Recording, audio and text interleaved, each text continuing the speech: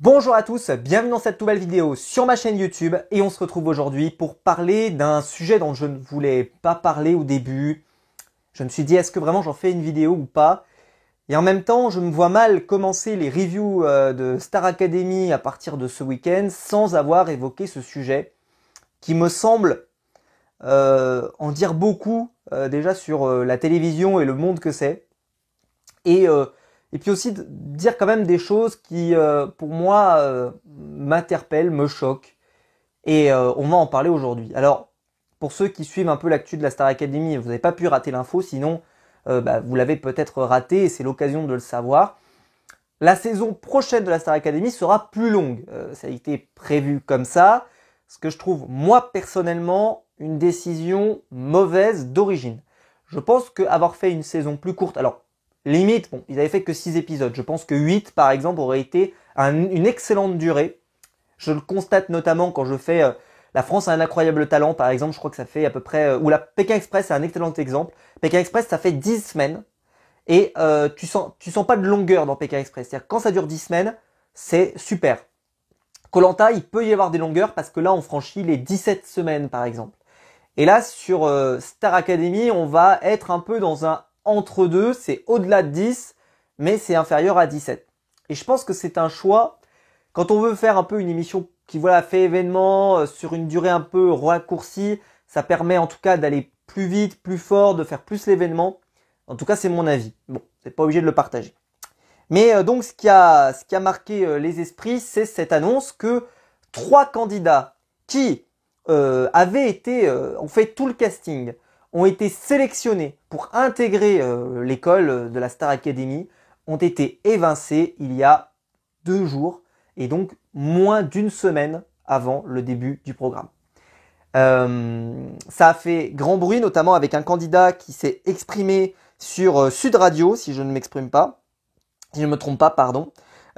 Puisque l'un d'entre eux donc explique, je le cite, c'est un casting très long de plus de 5 mois, l'aventure a commencé pour eux au début du mois de mai, ce sont eux qui sont venus me contacter, je sais officiellement que je fais partie des 16 candidats depuis le 21 septembre dernier.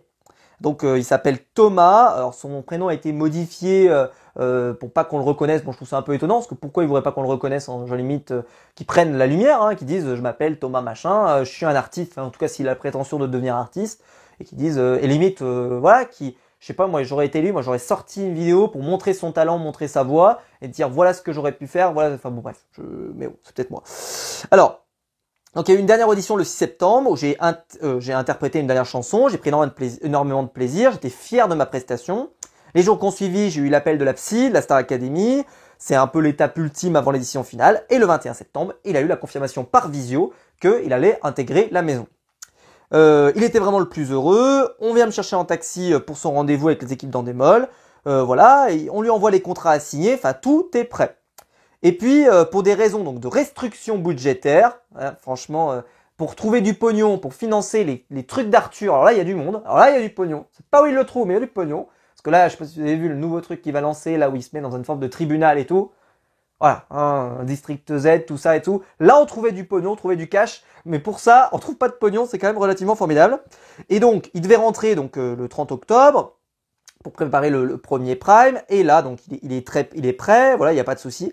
Et lundi dernier, une semaine tout juste avant, on lui annonce un peu plus d'une semaine, 12 jours avant, que pour des raisons de restriction budgétaire, ils ont dû réduire le nombre de semaines d'émission passant de 13 à 11 semaines, donc naturellement réduire le nombre de candidats passant de 16 à 13.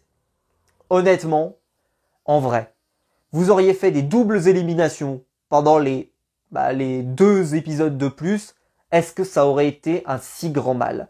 Est-ce que vraiment on aurait été sous le choc? Vous croyez vraiment que ça aurait changé quelque chose?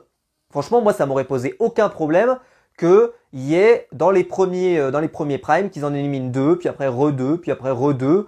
Honnêtement, c'est pas si mal, hein. Comme ça, en plus, ça élimine ceux qui sont assez peu intéressants au début. On garde vraiment jusqu'au bout les candidats les plus intéressants, et là, on élimine un par un parce que on s'est attaché à eux, donc on les aime bien ou on les déteste, ça marche dans les deux cas, mais en tout cas on est intéressé par eux. Au début, s'ils ont fait qu'une semaine, qu'ils ont chanté une chanson, on va pas se mentir, ça risque peut-être pas forcément de marquer les esprits. Si dans la maison, en plus, dans les quotidiennes, il n'y a pas eu forcément de trucs incroyables. Donc voilà, ça peut ne pas avoir suffi. Mais au moins, ça permet de faire un tri assez rapide au début. Moi, ça me dérange pas, hein. Donc, je trouve ça un peu surprenant. Donc, il explique que donc il y aurait donc 13, voilà. Donc, il y aurait plus que 11 semaines. Donc, on se rapprocherait de ces 10 semaines de Pékin Express que je vous disais, alors qu'avant, on était à 13. Ce que je trouve, moi, une bonne décision, hein, même s'il n'y avait pas des restrictions budgétaires. Mais par contre, t'annonces pas ça une semaine avant. Une semaine avant, t'imagines le mec? Alors, il va l'expliquer, hein. Que c'était un casting extrêmement long, éprouvant physiquement et psychologiquement. Et en plus, il est étudiant. Et donc, il a mis ses études en pause pour ça. Il est dévasté parce que, évidemment, il avait pris ses billets, parce qu'en plus, il s'était rendu disponible. C'est-à-dire que là, qu'est-ce qu'il va faire pendant l'année, etc. Alors TF1, ils en ont rien à foutre, hein, on sait très bien. Ils en ont strictement rien à battre. Ils vont rien faire. En plus, ce que je trouve bizarre, c'est que si tu signes un contrat, tu peux vraiment y revenir dessus comme ça. Alors, vous allez me dire, par exemple, quand il y a eu Carré VIP, par exemple, ils avaient fini des contrats et puis 10 jours après, ils avaient tout arrêté. Hein. Donc voilà, il y a quand même des clauses, machin, mais là, c'est quand même étonnant quand même. Surtout que franchement, ils auraient fait un truc un peu coup de poing, un peu choc comme ça. On arrive, la Star Academy démarre et là on annonce qu'il y en a 3 qui peuvent pas rentrer, ça aurait même pas fait de vague. C'est un peu le côté choc event, machin et tout. Ouais, là dès ce premier prime, on va éliminer 3 d'entre vous.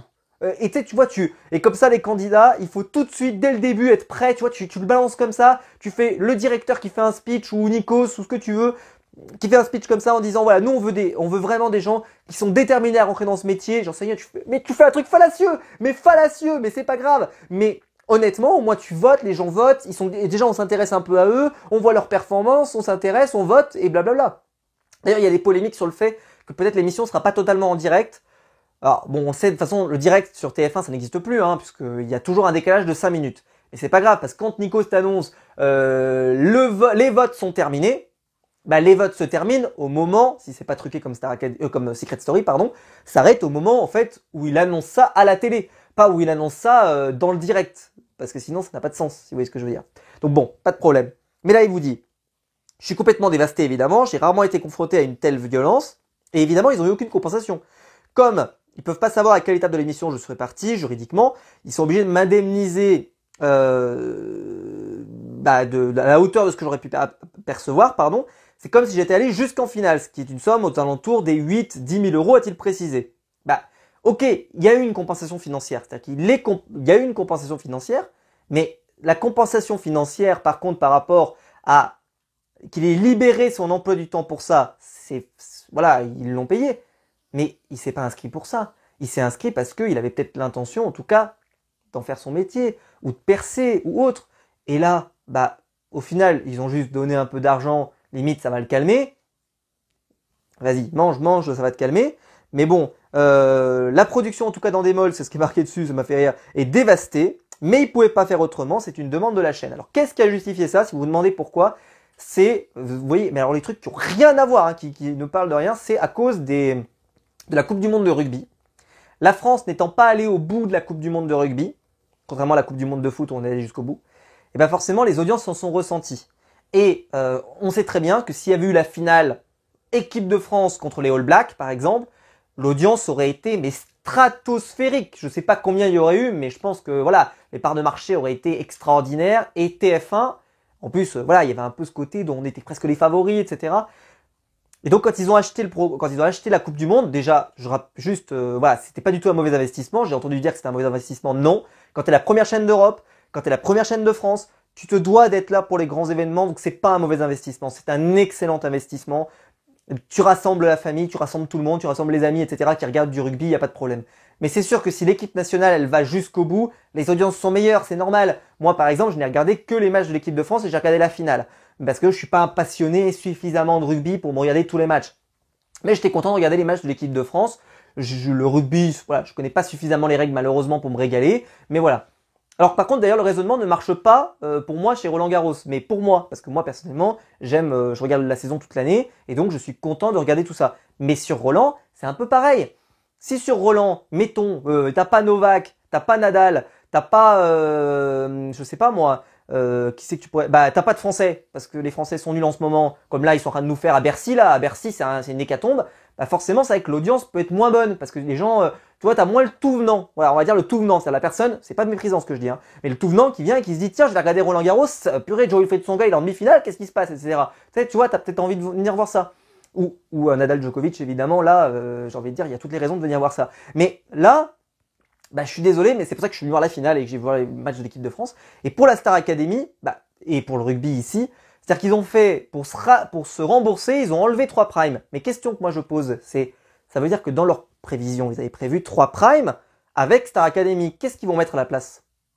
J'ai qu'une peur, hein, moi, ils vont nous mettre les trucs d'Arthur, je suppose. Hein. Donc en fait, le pognon qu'ils n'ont pas donné à Star Academy, ils vont le donner à Arthur très probablement. Hein. Pareil combien?